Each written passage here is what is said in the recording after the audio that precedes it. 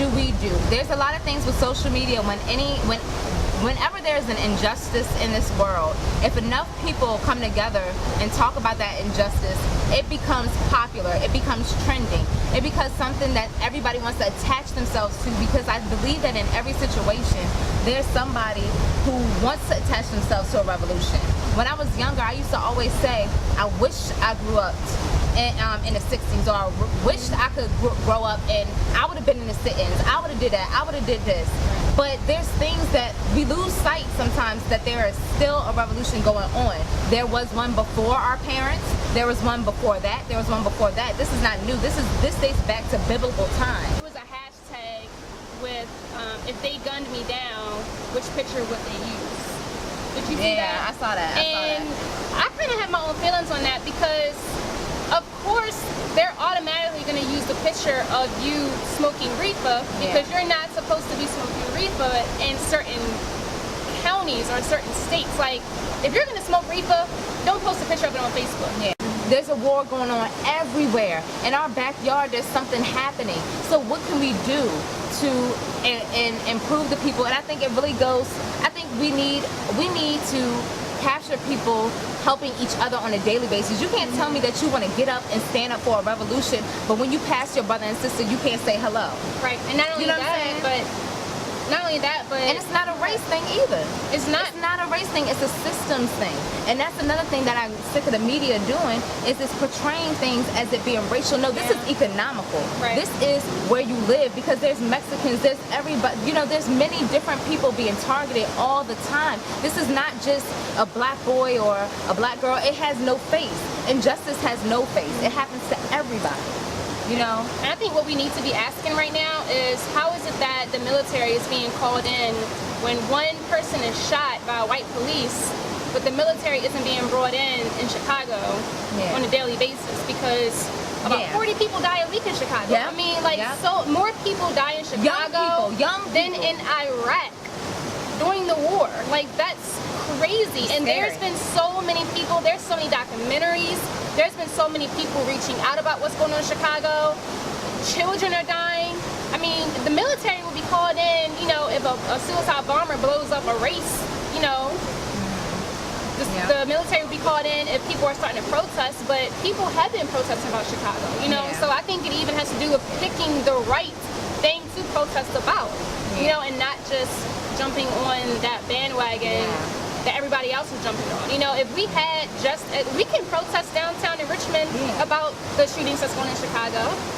We can protest about how, there's people living in California. What is the name of it called? I forgot the name of the street.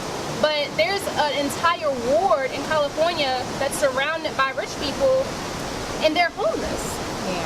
And the police, they just left it there. Nobody's trying to help them. So there are a lot of things to protest about. There's a lot of things to cause a revolution over, but we just have to choose the right thing to do. And for us, for ourselves, individually. For personal reasons. I've always wanted to protest, the homeless. Because they don't have any rights. They're treated like trash. They're treated like they're not even people.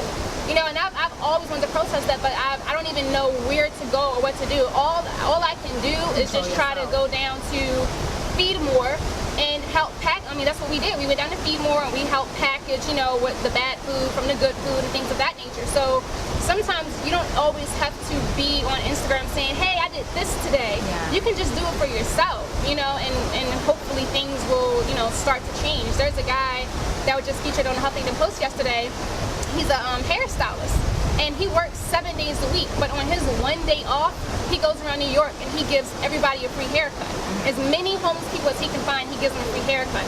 Now, granted, people just happen to snap flicks with him, and that's how he ended up on Huffington Post, and now he's sharing on his Instagram, but he did that out of the kindness of his own heart.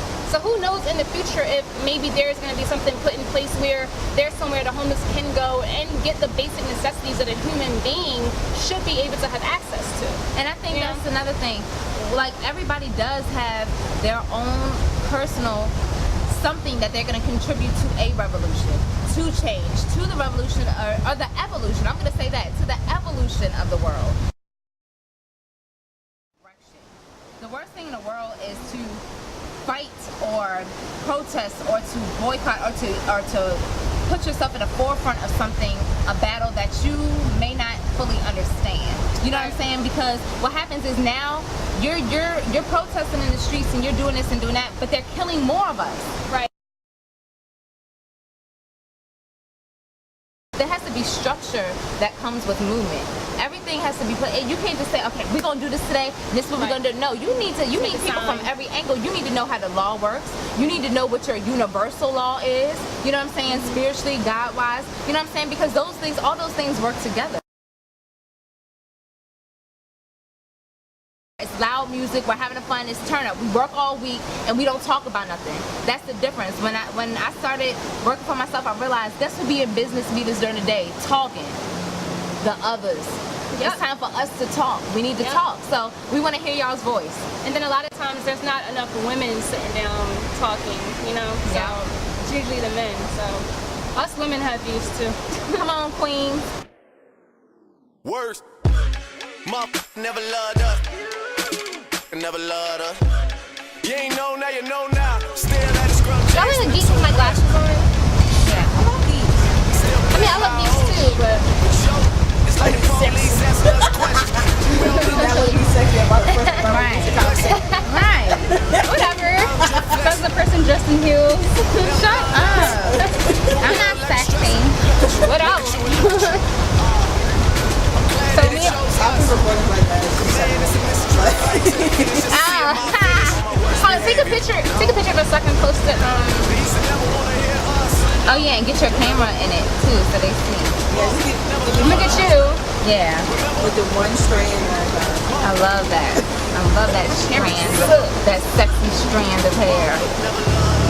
Alright. You're so cute, dude. I'm just going to You're so cute. I can't take it. Alright. My camera sucks. It does. I hopped on that real quick. I don't know what you're talking about. Alright. Please do not drop my phone in it cracks. I know, please be careful. Are you will both never get it back. Remember, I'm on my worst behavior. Don't you ever get it up. Motherfucker never loved us. Man, motherfucker never loved us. Worst behavior. Motherfucker never loved